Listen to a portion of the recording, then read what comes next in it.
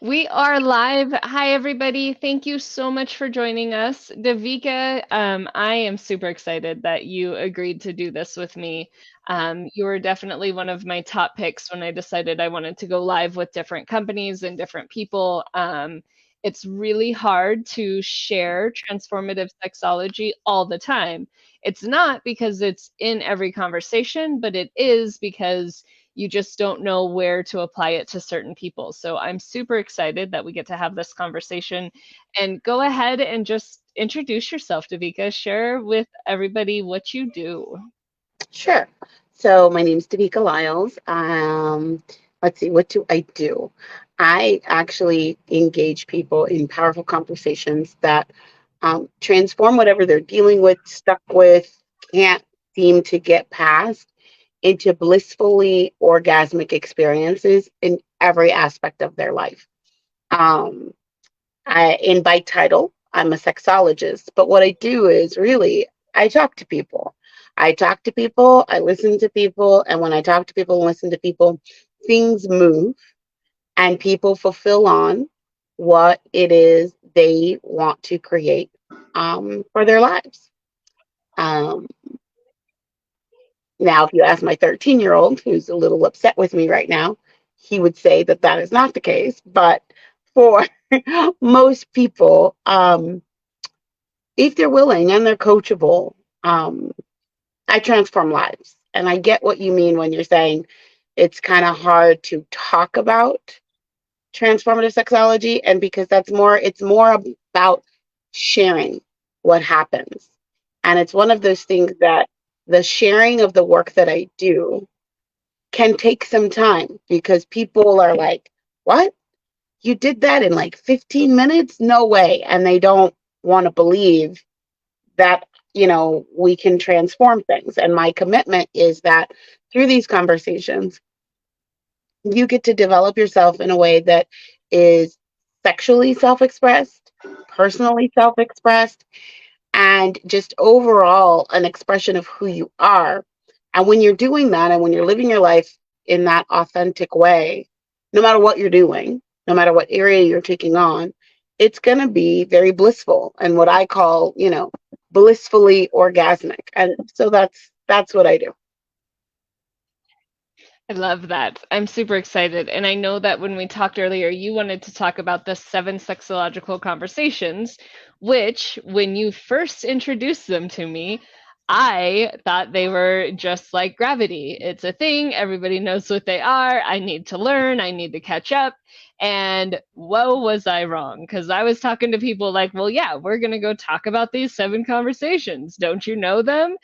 And no, nope, people don't. But I find it really difficult to believe that this is like, I love the fact that you brought it to the fruition, right? Somebody has to invent things, somebody has to be able to put words where other people can't. And I think you really access that. You really created that inside of these 7 conversations. So go ahead and just let's start with that today. I think that's an Sure. amazing conversation. Yeah. And especially because, when we're doing these lives, you might get questions and people hear the word sexologist and they immediately go to a realm. And Brittany, you and I have worked together for, I don't know, we've known each other for 15 years. We've probably worked together for like, on and off for 10 of those years. And I think we have had maybe a handful of the conversations that people think I'm having all the time when they say and when I say and they hear the word sexologist. Um, it's not those conversations. It can be, but it's really the conversations all around sex itself. Sex itself is a very small portion of being sexological. And it's more, I mean, really, I mean, sex is slot A to slot B, depending on what slot is where. You rub together or you don't, until something happens. It's very sex by itself is very mechanical. It's very stimulus response. There's not a whole lot that goes into the act of sex. And so I want people to know that That's not what I'm talking about. And it sounds so weird to know that that's not what I'm talking about. Um, I'm talking about the conversations you have about and around, leading up to and after, about the people, about your identities, about the structures, about the rights. People are talking about sexology all of the time, all of the time, all of it. I'm even going to talk about something really quickly, but I'm going to do the seven, and then I'm going to share with you something where even sexologically, the Alabama, the brawl that happened on that riverboat has become a sexological conversation. But just wait. So the seven sexological conversations are race, culture, and decolonization, health, neurology, gender identity, sexuality, relationship orientation. That's another conversation. Sexual exploration and expression, and shadow work. And then we have access, equity, education, and economics. And then we have trauma and transformation. But all of those six are really the investigation of the first one, which is systems science and sexology. Whatever your system is, your rules, your beliefs, your whatever your grounding system is, it's going to shape the science and the technology and the words that you use in order to talk about sexology. So this is where I'm going to bring in the Alabama riverboat brawl. How that became a sexological conversation is people have a system of beliefs where they believe, like, who's allowed to cause physical harm to whom, who's allowed to defend against physical harm to whom. And when those systems are disrupted, we have a different conversation. So in this battle, what we're seeing is the systemic belief that men should not hit women. That is a systemic belief that people have. Unless somebody has a systemic belief, well, if you join a fight, you might get fought.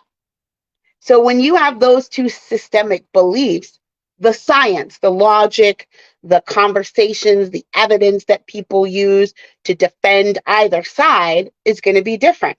And now you're in a sexological conversation, even though it doesn't look like a sexological conversation. That's a conversation about culture. That's a conversation about health. That's a conversation about gender identity because she is a woman, because he was a man, because she is white, because he is black. We now are now getting into a realm of sexology that doesn't seem sexological, but when we get to the root of it, it really is, because we're looking at how we see ourselves. Are men allowed to hit women? Are women allowed to hit men? Under whose rule are these things happening? So even though it doesn't seem like a sexological conversation, it really is. And some of the subtext of conversations is showing that cultural, racial, and gender identity. So yeah, those seven conversations show up all the time. I love that. And that's what I said when you had brought them up to me and mentioned, when you'd started to describe them. I was like, this is in all of our conversations at all times. I am super excited.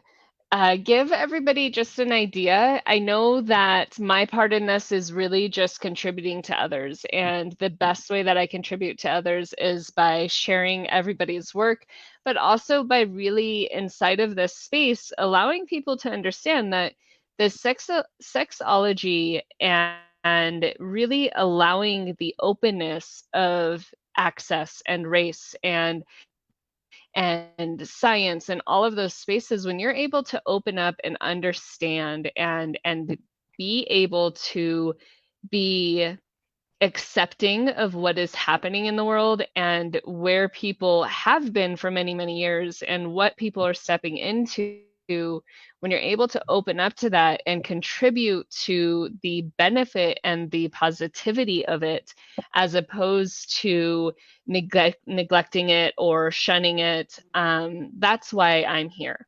Is to really, that's what I do in my work every day. I contribute to all of my clients. I contribute to what they are doing and what their sources are.